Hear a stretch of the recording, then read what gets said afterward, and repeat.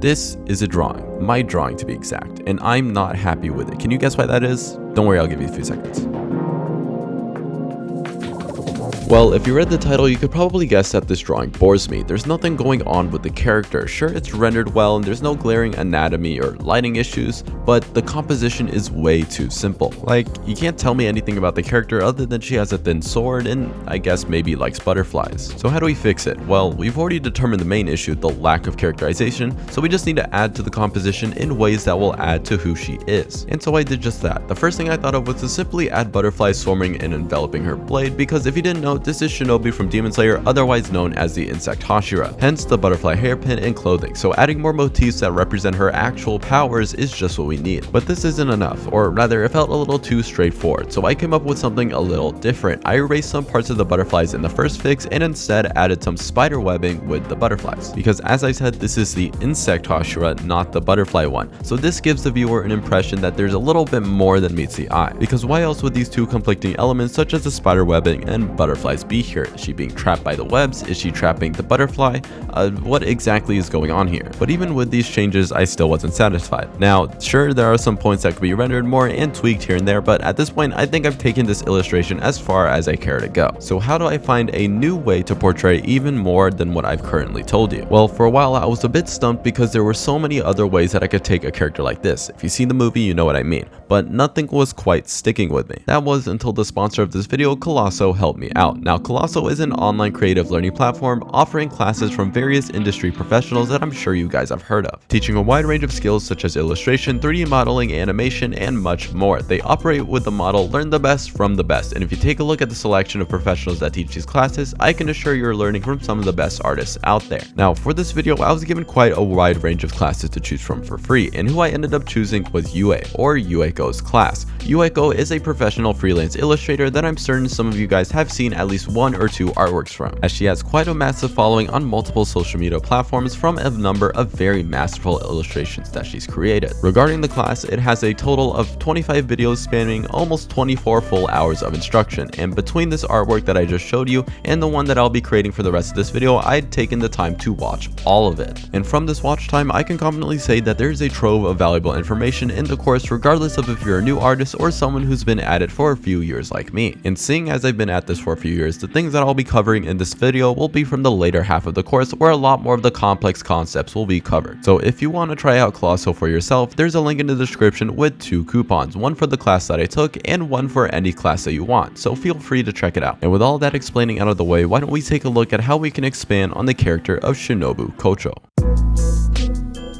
So who is Shinobu? A small disclaimer, this might spoil some of the small backstory plot points in the movie, but I've made sure to leave out anything that actually happened, so just putting that out there. As I've already established, she's the Insect Hashira, meaning she's one of the strongest soldiers in the entire Demon Slayer cast, and a lot of her blade work has to do with insects and more namely poison. She also has an older sister who was the Flower Hashira but was killed by a demon when Shinobu was young. Now, we learned in the movie that she hates her small stature. As you can imagine, being small means that it's quite tough to hunt demons, at least from the perspective of pure power. However, due to this, she specializes in speed and stabbing techniques rather than the slashing that everyone in the cast tends to do, injecting her blade with specially made poison and stabbing demons so fast that they can't even register that they were stabbed in the first place. All of this results in a very interesting character, one that's almost impossible to illustrate in such a simple composition as I did before. And so this is where Yueko's class came into play. With all of these traits listed out, it's clear that we need to create a scene rather than a portrait. But how exactly would I do that? Well, in section 6 of the class, she teaches how to break down traits of a character like I just did and translate it into an illustration. In this case, it seems like the type of story that would create a rather somber illustration, meaning the abundance of blues and darker tones coupled with the inherent purples, pinks, and greens of Shinobu's character. So now that we have a mood and general concept, it's time to thumbnail.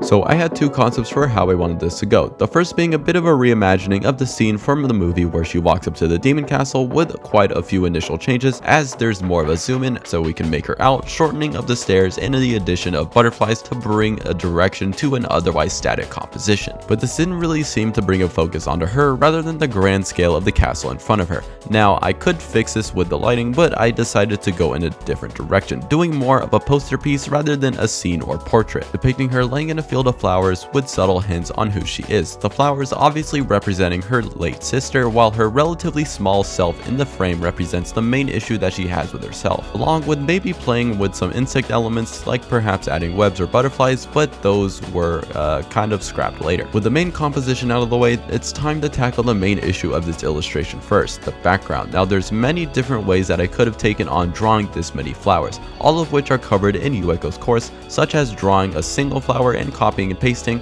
creating a grid and sketching from there, or doing it manually like an absolute gigachat. But the one that stood out to me the most was photobashing. Photobashing is something that I never really done before in any of my illustrations, as I always found it hard to make it not look like an edited photo. Photobashing, by the way, is taking a photo or photos and finding ways to put it into an illustration. But through a lot of the later techniques in Yueko's course, there's a few new ways that I wanted to try to mask the realism this time. So to do this, I had to find a photo, which ended up being this simple close-up of a few purple flowers. To start, I needed to morph this into the perspective that I want, skewed a little forward at the bottom and creating a little bit more of a foreshortened effect going back at the top. To do this, I duplicated, copied, and flipped this single picture until I got to the point where I was happy with the arrangement of the bigger flowers towards the bottom and the smaller ones towards the top. I then merged all of those pieces together and used the transform tool to change the perspective into the exact angle that I wanted. Now with everything arranged in the perspective that I want, I needed to simplify the image. The main issue with using real-life photos is that they have too much information that a usual artist would simplify. So we need to cut down on the amount of colors using the artistic function in Clip Studio Paint. If you go to the filter and then the effect function in Clip Studio, you can find the artistic filter, which will allow you to cut down on the amount of colors in a layer. This is the first step to simplifying things down and makes it look like it's kind of painted. And with other settings, they allow you to also blur the edges or even add some lines. After that is done, we can start to add a specific section of the illustration further. Going into the selection menu, there's something called Select Color Gamut, which allows you to select a certain color range within a single layer. Using this to add different glow, multiply, or overlay layers that will really bring out any effect that you want, such as if I wanted to change the color of the flowers to a different color or add a glow but only to the petals. At this point, we've done pretty much everything that we can with just tampering and editing the photo in a sense of reducing detail. So now all that's left is to paint on top of it in order to match the style that you're going for.